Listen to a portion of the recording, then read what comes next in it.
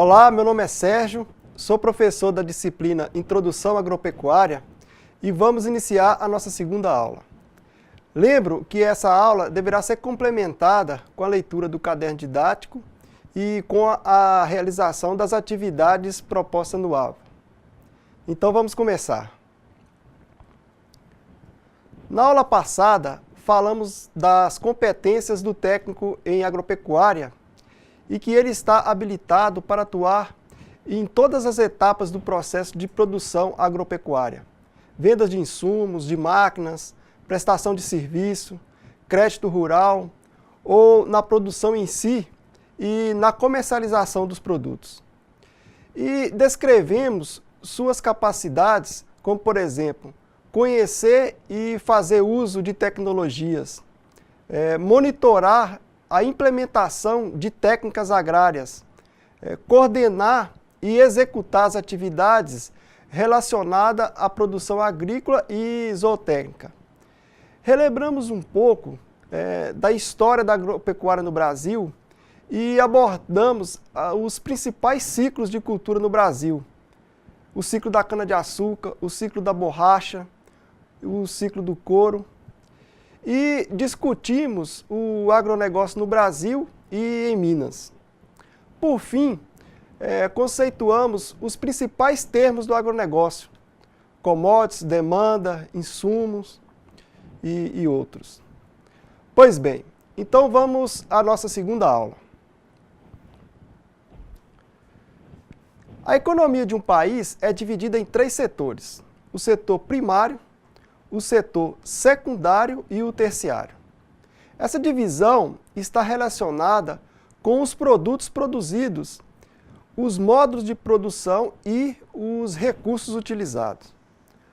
O site Sua Pesquisa define que o setor primário está relacionado com a produção através da exploração de recursos da natureza. Podemos citar como exemplo de atividade econômica do setor primário a agricultura, a pecuária, a mineração, pesca, extrativismo vegetal e caça. É o setor primário que fornece a matéria-prima para a indústria de transformação. Esse setor da economia é muito vulnerável, pois depende dos fenômenos da natureza, como por exemplo do clima. A produção e exportação de matérias-primas não gera muita riqueza para os países com economia baseada nesse setor econômico, pois esses produtos não possuem valor agregado como, por exemplo, ocorre com produtos industrializados. O setor secundário é o setor da economia que transforma as matérias-primas produzidas pelo setor primário em produtos industrializados. Como há conhecimentos tecnológicos agregados aos produtos do setor secundário, o lucro obtido na comercialização é significativo. Países com um grau de desenvolvimento possuem uma significativa base econômica concentrada no setor secundário. A exportação desses produtos também gera riqueza para indústrias desses países. O setor terciário é o setor econômico relacionado aos serviços. Os serviços são produtos não materiais em que pessoas ou empresas prestam a terceiros para satisfazer determinadas necessidades. Como atividade econômica desse setor, podemos citar o comércio, a educação, a saúde, telecomunicações, serviços de informática, seguros, transporte, serviços de limpeza, serviços de alimentação, turismo, serviços bancários e administrativos e transportes, por exemplo. Esse setor é marcante nos países de alto grau de desenvolvimento econômico. Quanto mais rica é uma região, maior é a presença de atividades do setor terciário. Com o processo de globalização, iniciado no século XX, o terciário foi o setor da economia que mais se desenvolveu no mundo. Como já disse, a agropecuária é do setor primário e é uma importante atividade econômica no Brasil, pois tem expressiva participação no PIB, gera muitos empregos, além de produzir alimentos e matéria-prima. Com o clima que predomina temperaturas altas, no Brasil é possível o cultivo de quase todas as culturas em larga escala. Temos alguns problemas climáticos, como chuva demais no Sudeste e de menos no Nordeste, geadas no Sul, mas de maneira geral não temos grandes problemas. Quanto ao solo, encontramos vários tipos no Brasil, alguns de grande fertilidade e outros com baixa fertilidade ou problemas com acidez elevada. Muitos deles necessitam de aplicação de adubos, corretivos químicos e fertilizantes, mas outros problemas também afetam os solos do Brasil. Lixiviação. Segundo o professor Alexei, a lixiviação acontece quando existe um empobrecimento químico do solo, pela dissolução de certos elementos químicos levado pelas águas superficiais ou subterrâneas. Pode ser considerado como uma lavagem desses elementos que acontece no interior do solo. Outro problema é a laterização. Constitui na formação de uma crosta ferruginosa endurecida próxima à superfície do solo pela concentração de óxido de ferro e alumínio. Mais um problema é a erosão. Os processos erosivos podem ser considerados como um dos piores fatores de degradação do solo.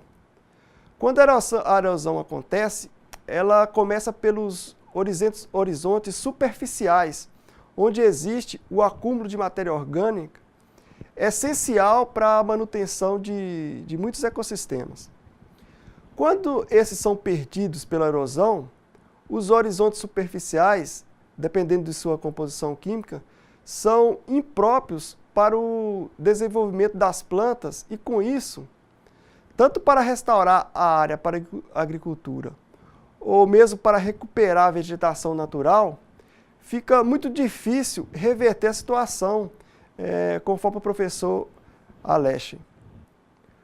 Os solos constituem um importante recurso natural que deve ser preservado através de técnicas de conservação.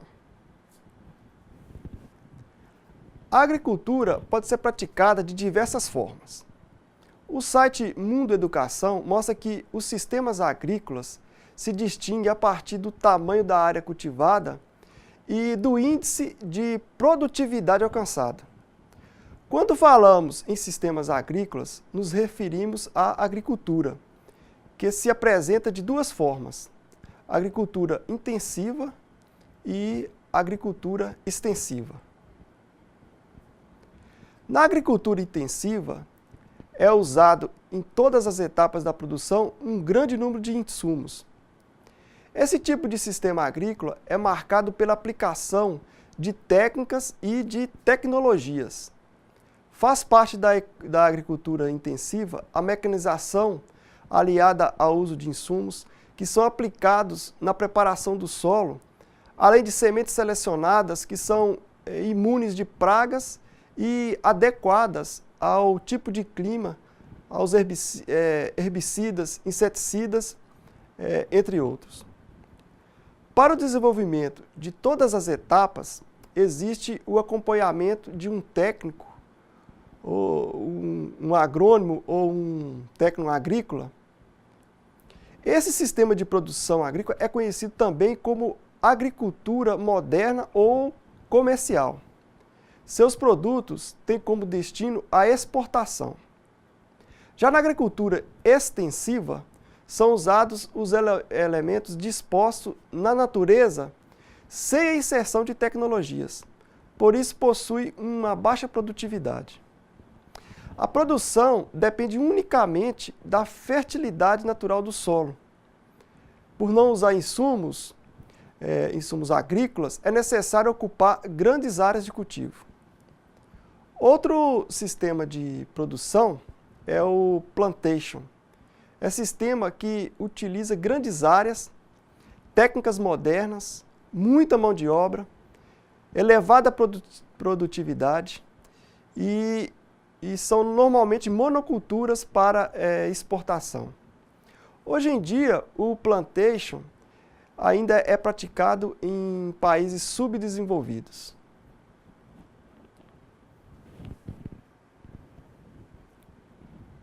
Também na pecuária existe diferentes sistemas de produção. Alves Pena define a agropecuária extensiva como a criação a pasto, geralmente sem grandes investimentos e com ocupação de grandes áreas, podendo ser realizada tanto em grandes latifúndios quanto em pequenas áreas familiares. É o cultivo do gado solto, com certa liberdade, considerado ideal para o chamado gado de corte. No Brasil, ela corresponde por quase 90% de toda a atividade agropecuária realizada. As principais vantagens da pecuária extensiva é a baixa necessidade de investimento, embora ainda exista gastos com reposição mineral e suplementação. A depender do tipo de animal que está sendo cultivado. Já as desvantagens são a necessidade de ocupação de grandes áreas, o que pode gerar problemas ambientais, a disponibilidade de pastos e a carência que a alimentação do gado nesse tipo de criação possui. A agricultura intensiva, por sua vez, é considerada mais moderna e consiste no cultivo de animais pelo confinamento e adoção de procedimentos tecnológicos, incluindo manipulação genética, inseminação artificial, entre outras estratégias de produção. A principal desvantagem da pecuária intensiva são os elevados custos de produção e a baixa necessidade de mão de obra, a baixa geração de empregos, que deve ser especializada. Já entre as vantagens, podemos citar o aumento da produtividade e a ocupação de pequenos espaços. Na pecuária intensiva, a produção conta com uma maior modernização e confinamento, enquanto na pecuária extensiva costuma ser mais largamente praticada em países ou regiões de baixo avanço econômico e também em áreas de expansão agrícola. A pecuária intensiva costuma ocorrer em regiões onde a subordinação do meio agrário ao urbano encontra-se mais consolidada.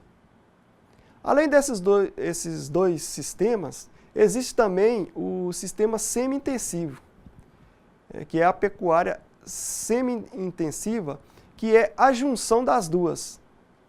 O gado, em período geralmente à noite, é confinado e em outro período é solto.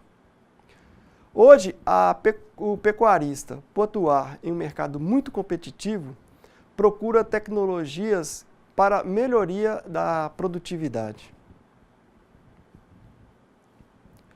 Existem formas diferenciadas de exploração da terra.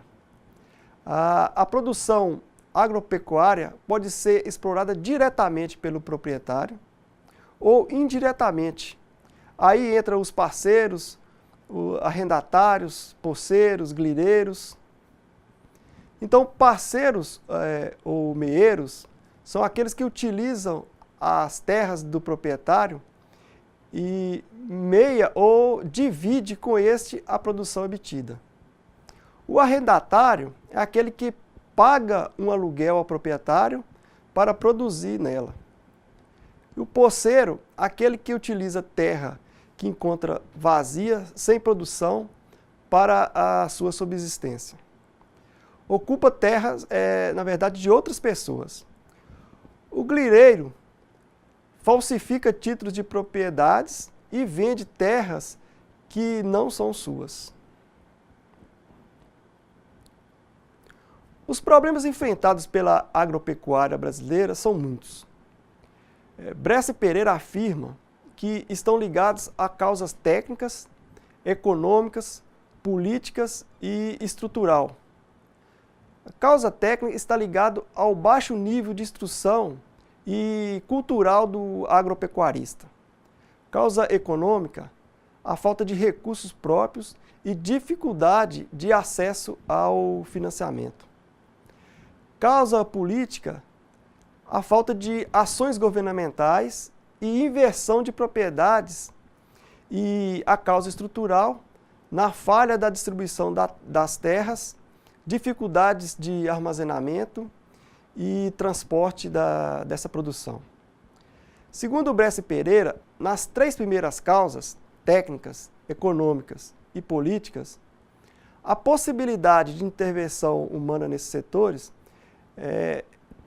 embora perfeitamente possível, só pode ser feita aos poucos, à medida que haja recursos econômicos, que os conhecimentos técnicos sejam desenvolvidos e difundidos, e que o equilíbrio das forças políticas evolua e se modifique. As causas econômicas têm como ponto central a deficiência de capital e que prevalece no Brasil. Para falarmos da pecuária no Brasil, é importante conceituarmos produção pecuária. O site Mundo Educação define a produção pecuária corresponde ao conjunto de técnicas utilizadas e destinadas à criação e reprodução de animais domésticos com fins econômicos. Esses animais são comercializados e abastecem o mercado consumidor. A pecuária integra a agricultura, pois ambas são desenvolvidas em um mesmo lugar e em determinados momentos uma atividade depende da outra. Um exemplo disso é a ração para os bovinos, a produção leiteira que necessita de cana-de-açúcar e capim cultivados. E às vezes as fezes dos animais servem como adubos naturais no cultivo dessas culturas. O Brasil possui o segundo maior rebanho de bovinos do mundo, ficando apenas atrás da Índia, segundo os dados da Organização das Nações Unidas para a Agricultura e Alimentação. O efetivo de bovinos registrado pela pesquisa da Agropecuária Municipal, PPM, para o ano de 2009, foi de mais de 200 milhões de cabeças de gado. O gráfico apresenta a variação do efetivo bovino de 1997 a 2009. Em termos regionais, o Centro-Oeste brasileiro é a principal região detentora de rebanho bovino, quase 35% do efetivo nacional. Minas tem pouco mais de 10% do rebanho. Este outro gráfico aponta a participação das regiões no efetivo bovino. Segundo o Departamento de Agricultura dos Estados Unidos, o rebanho bovino global está estimado em pouco mais de 1 bilhão de cabeças. O maior efetivo está na Índia, com 330 milhões de cabeças, o que representa 32% do total. O Brasil fica com a segunda colocação, com 208 milhões, o que equivale a 20% do rebanho mundial. Segundo os últimos dados do IBGE, o rebanho brasileiro, ao final de 2012, era de 211 milhões de cabeças. Esses dados eu pesquisei no site Scott Consultoria. Os principais destinos da carne bovina brasileira foram Rússia, Hong Kong e Irã. O maior consumidor mundial foram os Estados Unidos, seguido pela União Europeia e Brasil. O efetivo de equinos foi de 5,5 milhões de cabeças no ano de 2009. Minas Gerais apresentou o maior número de animais dessa espécie, quase 15%. Quanto ao efetivo de asininos, no ano de 2009, houve o registro de 1 milhão de cabeças. O efetivo de muares é de mais de 1 milhão de cabeças.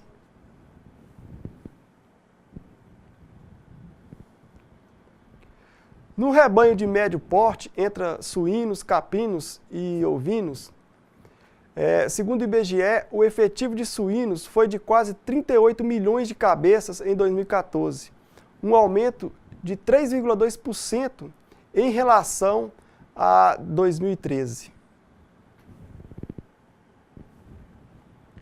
O gráfico mostra a variação no rebanho suíno de 1997 a 2009. Quase metade do rebanho suíno brasileiro encontra-se no sul do país, mas Uberlândia é a cidade brasileira com o maior efetivo, cerca de 900 mil cabeças e 2,4% da produção nacional. Os principais destinos da carne suíça foram Rússia, Hong Kong, Ucrânia, Singapura e Angola. O efetivo de caprinos, registrado em 2009, apresentou queda de quase 2% sobre aquele obtido em 2008. Ao todo, foram contados perto de 9 milhões de cabeças desse rebanho. Em 2012, o efetivo foi para mais de 8 milhões de cabeças. O efetivo de ovino, por sua vez, foi de 16 milhões de cabeças no ano de 2009, variação positiva de 1,1% sobre o registrado em 2008. O Brasil ocupa a 18ª posição do ranking mundial, com aproximadamente 20 milhões de cabeças desses dois pequenos ruminantes.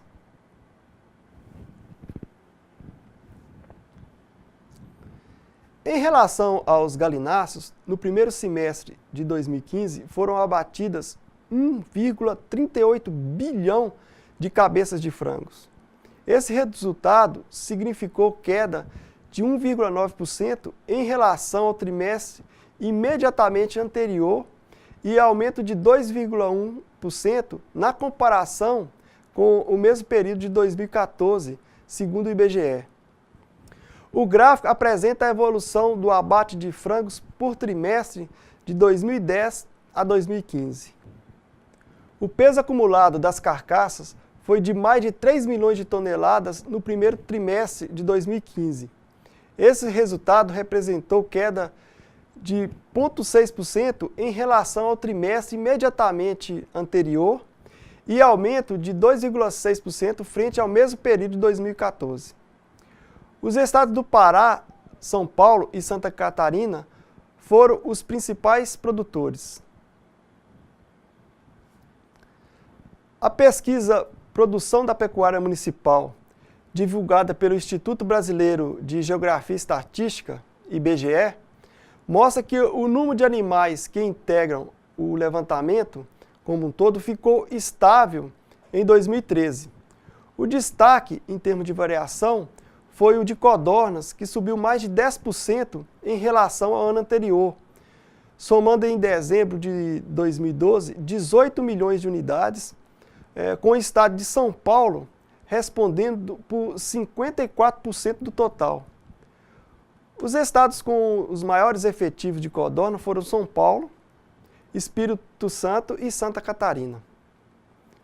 Outro efetivo de pequenos animais investigados pela pesquisa da Pecuária Municipal é o de coelhos, com mais de 200 mil animais e apresentando uma variação negativa de 10% em 2009, comparado a 2008.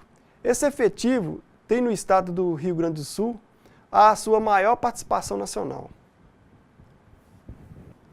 Principais produtos de origem animal. Com 29 bilhões de litros em 2009, a produção de leite no Brasil pulou de 37 bilhões em 2014. Só de 2013 para 2014, o aumento foi de 5%. E se considerado de 2007 a 2013, o aumento foi de 35%. O gráfico mostra a evolução da produção leiteira em 10 anos.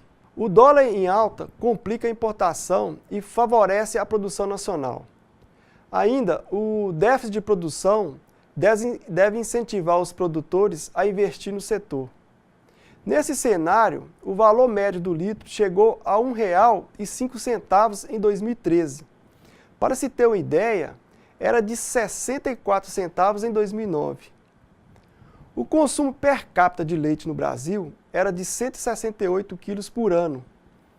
Veja a tabela.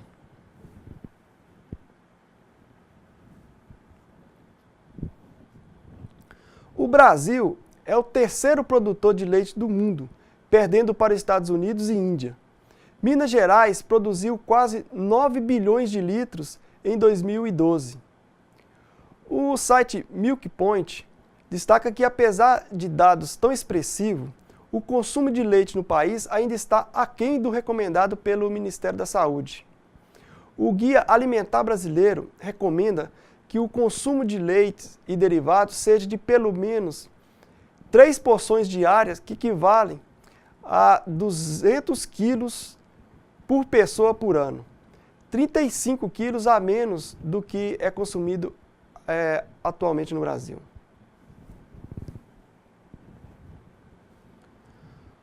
O site G1 Globo informa que a produção nacional de ovos de galinha foi de 730 milhões de dúzia no primeiro trimestre de 2015, um aumento de 6,2% em relação ao mesmo período de 2014, segundo os dados das pesquisas trimestrais de produção de ovos de galinha divulgada pelo IBGE. Na comparação com o quarto trimestre do ano passado, houve um avanço de 1,6%. A alta foi liderada pelo estado de São Paulo, que deteve sozinho 32% da produção nacional. Também foi a região com maior aumento absoluto na produção de ovos no comparativo dos primeiros trimestres de 2015 e 2014. A produção do Pará também avançou quase 5%. Houve redução na produção de Ceará, Mato Grosso e Minas Gerais. O gráfico mostra a evolução da produção de ovos no Brasil por trimestre.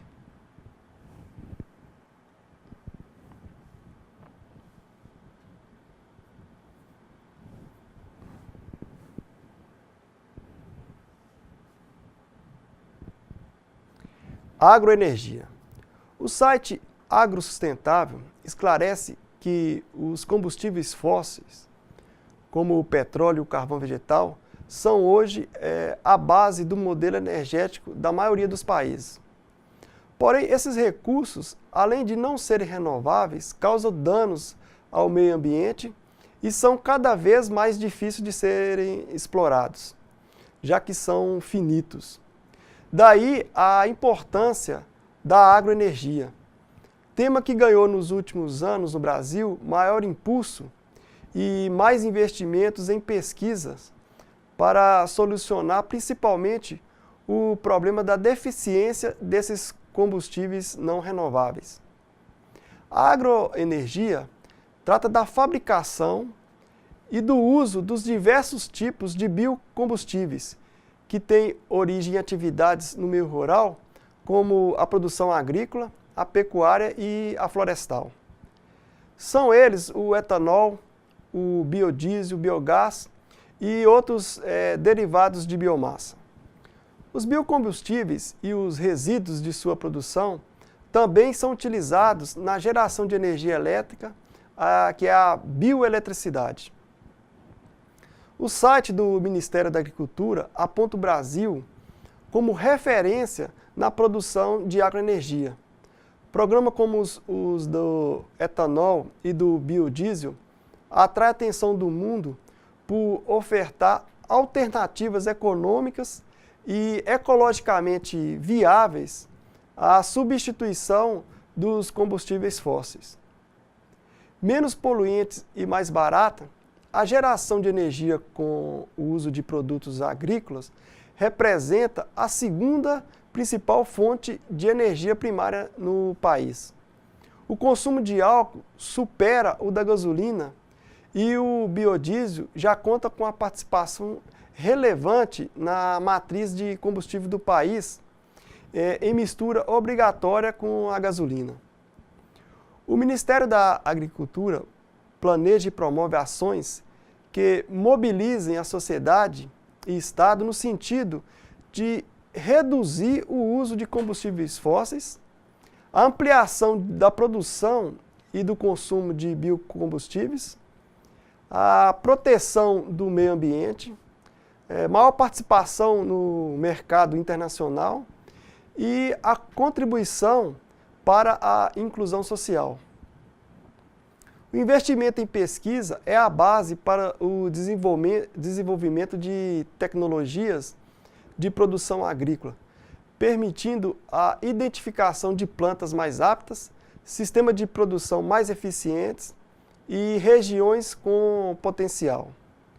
O Plano Nacional de Agroenergia estabelece que as estratégias de ações para organizar e desenvolver propostas de pesquisa, desenvolvimento, inovação e transferência de tecnologia.